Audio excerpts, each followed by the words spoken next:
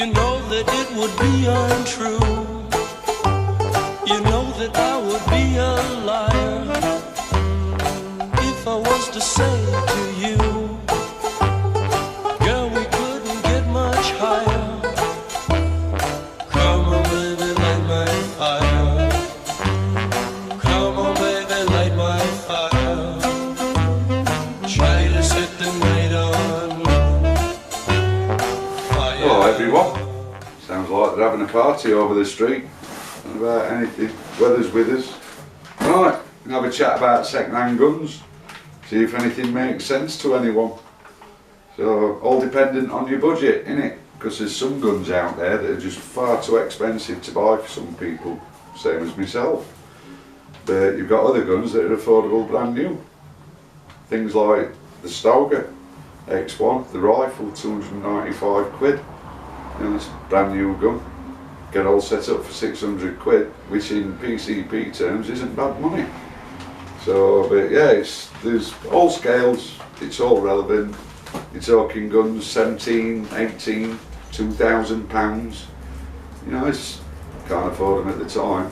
But you bet your bottom dollar a year later, you'll be able to pick that same gun up for 100 grand. You know, under £1,000. That's if you've got that kind of budget. Example. Daystate Wolverine 2.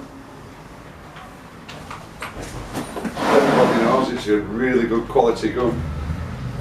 Excuse me. And compared to the brand new price, nearly 2 years ago, I managed to snag a pretty good quality one that's been serviced, stock's been redone, it's in blooming good order. And I really quite like it. Daystate Wolverine 2. What can I say? For under £1,000. Somewhat cheaper than new. But the thing is, it's that good quality, the build on it, you're potentially looking at a gun for life for that kind of money. Whereas if you're getting something like an MPO2 Kral, second hand, probably get it sort of 300, 325 quid. Is that really going to have potential for being a gun for life? In the same manner. So this is where I'm coming from. It all relates. It's like anything else. You know, there are things out there that you could have had that's from the 1960s that still goes.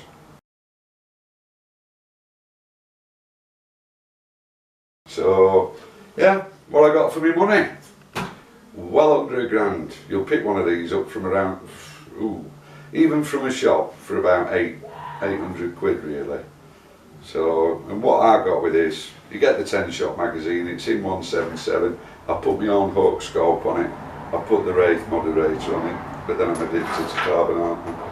You get your fast fill adapter, and that has got to be one of the nicest single shot trays I've seen in years, and it's going to come in right in handy, because I'm going to have a go with some slugs, some Makos on this. Because like Jeff at Precision Ballistics informs me that these perform really quite well with them. Yeah, on the subject of second-hand guns, where do you go? I mean, what's a flash cook going to cost you second-hand? I bet you can pick them up for about 250 quid. Is it going to have longevity? I'm not as sure as it'll have the same longevity as this, but then this is sort of three times the money, isn't it? So what I got for my money? You're getting a rifle that's extremely good quality, at a very good build. It's 97 centimetres end to end. With the Wraith on it, it's 112 centimetres. Very good quality 450 barrel in these. Very good, super accurate. It's got a 480cc carbon bottle on it, because it's the high line, I do believe. I'm not overly good with Daystate or Brocock, but that's another story. So yeah, it's 250 bar fill. Very clear manometer on there, very clear. Just here. Fully adjustable stock. It's around about 290 from the centre of the grip to the back of the stock. The bug pad. Nice bolt action actually. Very easy to use. It's not at all tight on operation. And a nice safety. at the back, very easy to use. When you're shooting, you can see very clearly whether or not it's unsafe or not. And let's face it, it's not overly loud in 177. So yeah, I'm looking forward to giving this a go. It's got a very nice adjustable trigger. It's set up so it's got a nice crisp first action, but once it hits the second action, you know exactly where you are with it. And that's where the difference is on the quality of build. No stretch, no straining, nothing. I really quite like it. It is really nice gun. The stifling's sublime on it, even though it's a second-hand gun. That's what I need to remember about this. It's not new, even though it's virtually new condition. It's from a shop. They've serviced it. They look after it. Make sure you're okay if they're a decent shop, which most of them are. When you're talking a 3-month guarantee after you bought a second-hand gun, I think you're going to find out whether or not there's anything wrong within those 3 months. You get what you pay for, don't you? Let's face it. You know, I did trade in against this. I'm not going to say what I swapped it for. Well, not swap, but it was a little bit more than the gun that I had to add to it to get my hands on this. But I thought, why not? Let's do a used gun edition. So we're going to take this one out onto the 20-yarder. I've already filled it via this exquisite little fill adapter cover. You get your fill port in there. An adapter is just an extended one. It's a Foster fit, and I've put the quick release on there. Anyone does, it's got a quick release system on the bottles.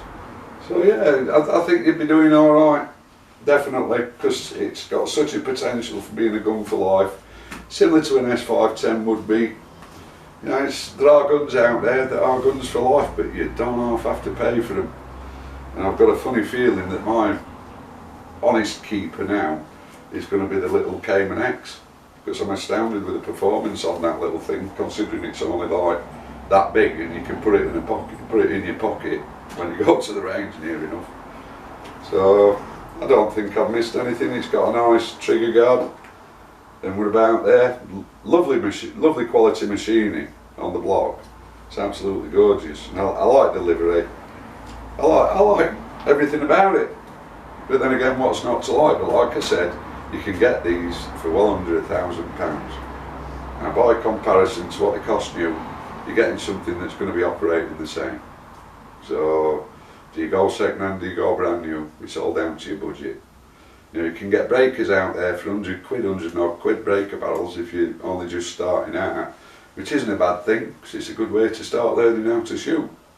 And by the time you're moving on to a PCP, you probably still get yourself 100 quid back for your 100 quid gun, part chopping it against a cheap PCP. But now, I think it's high time that with this Hawk 6x24x50, this Wraith and the rest of this that you're looking at gets on my little 20-yarder, and let's see what it's like for accuracy. Alright, see you in a bit.